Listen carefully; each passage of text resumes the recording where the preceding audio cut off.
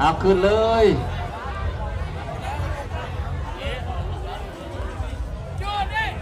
ทีมเรือนะที่จะตีซ่านำนองลงมาจะได้ลงท้ายหลัง2 ลำถือว่าแซมชนแซมลงมาน้ำหลังเลยเนาะทางคณะกรรมการเพื่อนที่ให้2 ลำแซมชนแซมลงมาก่อนหลังจากนั้นก็เข้าเทียบแล้วก็ปล่อยลงมาเลยมังกรทองที่พวกเราเอาไปเป็นลักทุกคน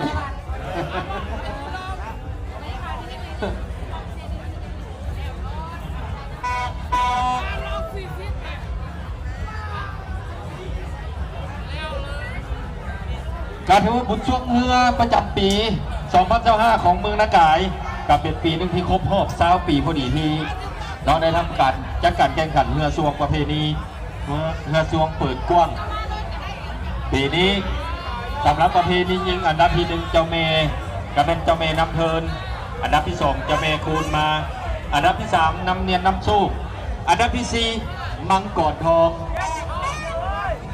ประเพณีทรายอันดับที่1เจ้าเมย์นาทีทองอันดับที่2เจ้าเมย์นำเทินอันดับที่3เจ้าพ่อบัวพันธ์อันดับที่4สาวขวัญไซเปิดกว้างอันดับที่1สาวขวัญไซอันดับที่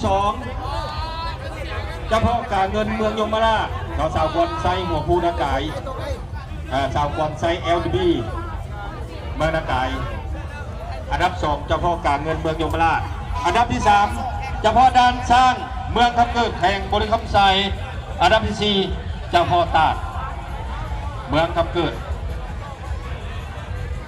นะเจ้าพ่อด้านสร้างบ้านอุดมสุขเมืองนากายเนาะอันดับที่4เจ้าพ่อตาด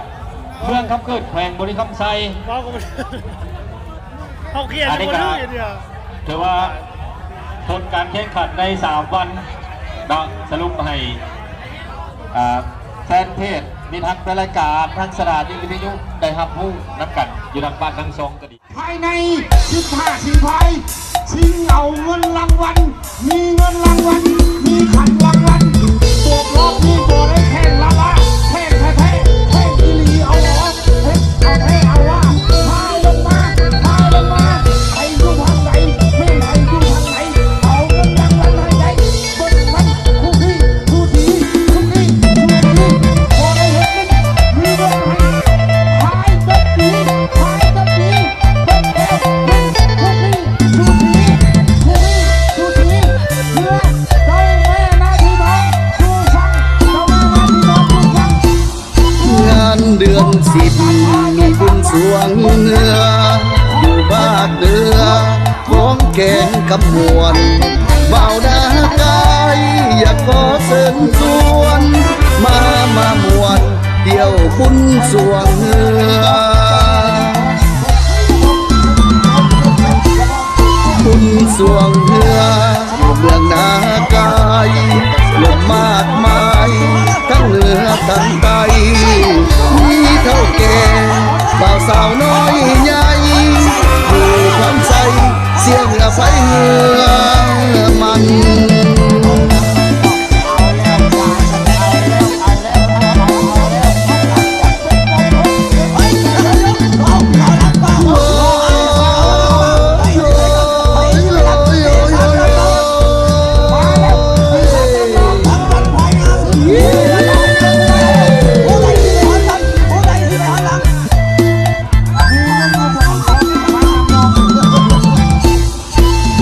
เบอร์1เพื่อบ้านน้ำเนียนเพื่อเซมเปียนเพื่อนากายไตเพื่อน้ำนายิ่งใหญ่สายใหญ่เอาเส้นใส่เรือกาสีกำ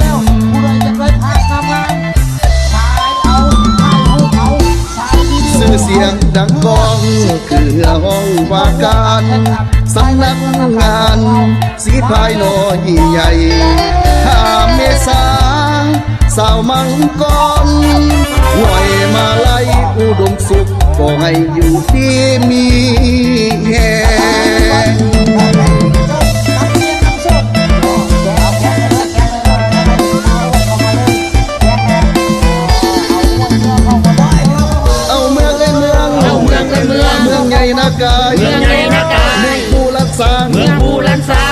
เถิดใส เมืองอ่างเทินใส ผ้าไหมมัดมี ป่าไม้มัดมี เทพจีดกหนา แกกะจีดกหนา ปูป่ามากมาย หมู่ป่ามากมาย หลายสัตว์ป่า หลายสัตว์ป่า สมคำเขาสา สงคำเขาสา ทะเลน้ำเทิน ทะเลน้ำเทิน เป็นเมืองเจริญ เป็นเมืองเจริญ ของแกงคำมวน ลูกแซ่เก่าบรรดาคณะนักศิลป์เรือสวงเนาะโคกหน้าก็คือที่ของเราเลย เรือน้อยใหญ่ที่บ่ได้เอ่ยซื้อน้ำก็ให้ความอยู่ดีคือกันปัญญาอย่าให้อย่ามาผูกพัน ให้สุขสันต์หมดทุกทางทุกคน เนาะทางบริษัทไฟฟ้าน้ำมือทองแดงแล้วก็ท่านผู้ดูเชิญเข้ามาทันทีเลยเด้อขอโทษเข้ามาเนาะนี่บรรยากาศดูได้แล้วนี่น้องภาพจากของคณะประธานจัดการแข่งขันจะได้ภาพเอาผู้ชมที่จะทำมือเด้อพวกผมมาทำมันได้ใส่อย่าเอาไปเอามือแล้วเนาะเราจะเอาที่บ้านก็เบาสูงเบาสูงไม่ได้สั้นหลายสมัยเลย เรือเบอร์หนึ่งเรือบ้านน้ำเนียนเรือเซมเปียนเรือนากายไต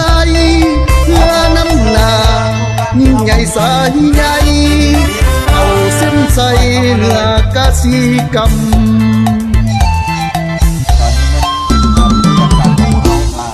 ชื่อเสียงดังก้องคือเหือห้องว่าการสำนักงานสีพายน้อยใหญ่5 เมษาสาวมังกรหน่วยมาลัยอุดมสุขก็ให้อยู่ที่มีแห่ง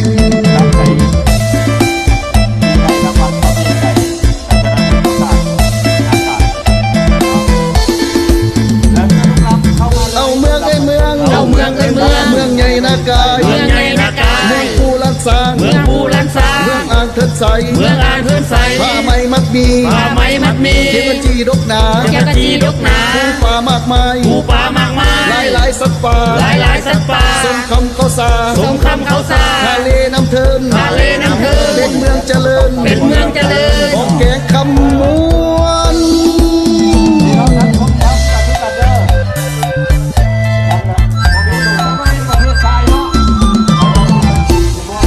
เรือน้อยใหญ่ที่บ่ได้เอ่ยซื้อน้ำก็ให้ความ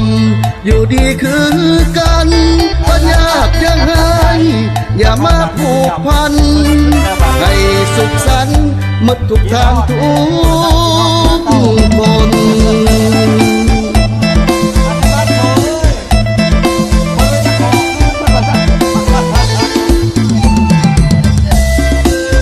พอได้แล้วเนาะเป็นมูลแล้วขนมปังนี่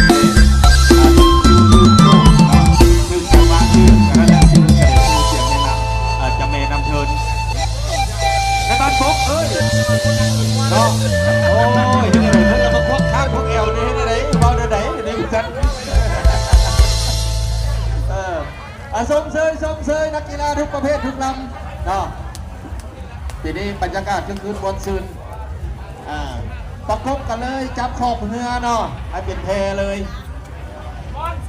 เพื่อเพิ่นจะได้ถ่ายภาพงามๆไว้ หรือมาให้เขาเข้าไปเดียวเข้ายากเหรอเดี๋ยวนะจูนี่เขาไหวน้องเลยนะ บอกไม้ให้พิธีการทั้งพุทธเลยเด้อเนาะ ไหวท้ายเข้าไปเดียวเลย การทวารพันการแข่งขันกีฬาเมื่อช่วงประจำปี 2025 ในระยะ 3 วันผ่านมาการเทววันนี้เป็นคาบสุดท้ายของการแข่งขันก็ได้สำเร็จเสร็จสิ้นณเวลานี้โอกาสนี้ก็เป็นบ่หมดขั้นตอนในการพิธีการนอกของการพิจารณาการแข่งขันประจำปีของเมืองนากายของพวกเขาเจ้าปีนี้ก็ได้คือขึ้นบนชื่อนักมาเนาะเจ้ามอบให้ทั้งการนำดำเนินพิธีต่อเลยบัดโฆษกพิธีการโฆษกพิธีการทั้งเฮากะสำเร็จเสร็จสิ้นสำเร็จของพวกแจ้งเพื่อแต่ละลำเนี่ยยับเข้าใกล้ๆกันเวลาถ่ายรูปมันงามเวทีนี้ให้ทั้งการแจ้งเอายับติดๆกันเลยเพื่อดิอันนี้มันจะห่างกันพูดดิ สำหรับโฆษกพิธีการของพวกเขาเนาะโฆษกอาณาภาคบรรยายของพวกเขาดำเนินมา3 วันกับเกือบบ่มีฮอดเวลาสิได้กินน้ำมาดูเสนอเอาในตอนท้ายนี้กสิของพวกเข้าใจผู้ประทับโฆษกผู้บรรยายทั้งภาคสนามของพวกเขาโดยเฉพาะหน้าตารีสอร์ทเนาะบ้านพักอยู่ทางพุ่นละทั้งกองรอที่น้องนำไปยืมพยายามทำเข้าการมันไปพักไปเช่าไปยืมยามทำเพิ่นได้แล้วก็บ้านพักหน้าตาหน้ากายรีสอร์ทเนาะแล้วก็ทั้งบริษัทยูนิเทลเพิ่นสนองทั้งสัญญาณเนาะ Wi-Fi พร้อมด้วยหมวกกับน้ำให้กับทางทีมงานของพวกเราขอบใจช่อง YouTube ของเปาเตียงคำเนาะเดี๋ยวเพิ่นสนองวัตถุอุปกรณ์ต่างๆที่ประกอบเข้าในการถ่ายทอดสดทั้งสนามแล้วก็ขอบใจ FC ขอบใจมิตรฮักแฟนรายการทั้งสถานีของวิทยุขึ้น FM แน่ที่เพิ่นฝากมีของต้นของฝากขอบใจทั้งสาขาเบียร์ลาวเจอรดีเมืองนากายที่เพิ่นอุปถัมภ์เนาะและก็ขอขอบคุณใจญาติพี่น้องทุกภาคส่วนทั้งสถานีวิทยุกระจายเสียงขึ้น FM 98.0 เมกะเฮิรตซ์การซีเนปิปการถ่ายทอดการกระจายเสียงเนาะเพียงเท่านี้ขอขอบใจมีนักแฟนรายการทุกท่านที่ตามรับฟังรายการทั้งสถานีเนาะขอขอบใจหลังจากตอนนี้กสิมอบพิธีให้กับทางพร้อมและบนทาง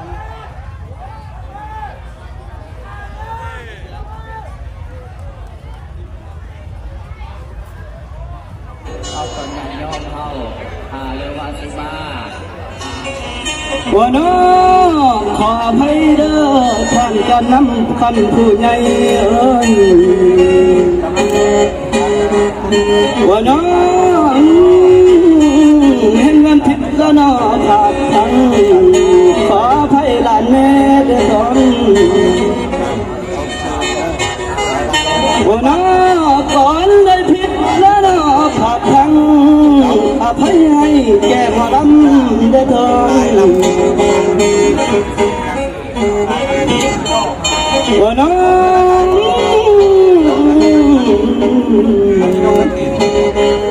สาวท่าแขกแข่งขมวนของเฮา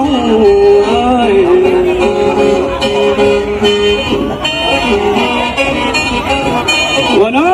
งเส้นนางมาแล้วน้อเที่ยวลินในงานบุญขาดเมืองเก่าน้ำเฮาได้บ่ว่าน้อมาละเด็ดละน้อดอกไม้อุตสาห์ได้ถูกเทียนเลยว่าน้อแล้วจังพาน้องเมื่อเที่ยวลินเมืองนากายบังจากเทือน้ำเหนือแม่น้ำเทินผู้ใด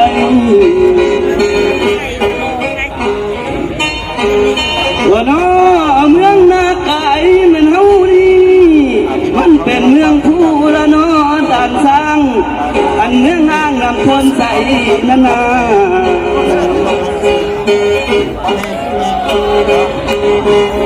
ว่าน้อเห็นท่าไหมละน้อมัดมีเขียวกะจีดกนาหนอสัตว์ป่าชีวนานาพันหนออันป้าแปกสัญญาลาดินแดนหินทั้งบังลองทำนำหินพูนพูนมัดหัวใจเอ้ย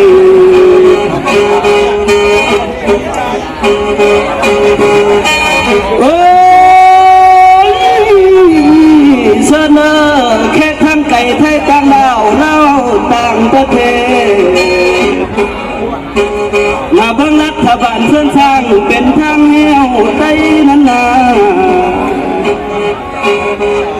เดี๋ยวนี้น้ำเทินสองเพื่อนก็ได้สร้างขึ้นใหญ่พันขยายแล้วทางเลยเฮ็ดให้เมืองหน้ากายหุ่งกระจายไทยตาผู้พระแดนดวงไม้ไทยพระนอมแนวป่าละเอ้ยแสนงามตา เลิศล้ำเมืองนากายนี้เจริญละใดว่าน้อยยังอยากเห็นเครื่องว้าวให้ไปเที่ยวชมดูเด้อนาอย่ามัวเมาแต่ทางหูบังดูจังเห็นแท้ไฟลำเนื้อบนเขาเศร้าสาลาแต่เก่าวันเจ้าเพชรฉลาดตั้งเศร้ายังทิมสถานลาการรักษาสมบัติขั้นสุบ้านให้เงื่อนงานงานไก่แดนวิไลเมืองหน้ากายบ่เปรี้ยวได้แต่ดนไหมทิมทุ่มเนาท่วงในพัฒนาการสั่งตามแนวทางบอกไว้ป่าชาได้อยู่เย็นทางเลย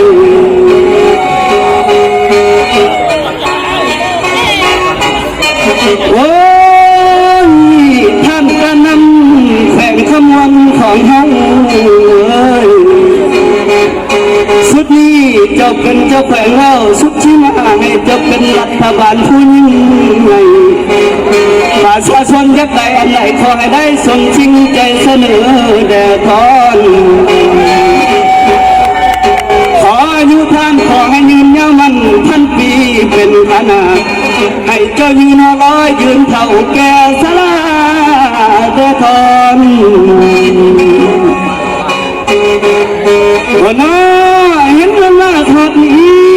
ขอส่งท้ายให้ไอ้ให้กรรมการคุณเอ๋โอ้ยไอ้ให้กรรมการเฮ้ยขออีดูสงสารให้แค่แนนลานน้อย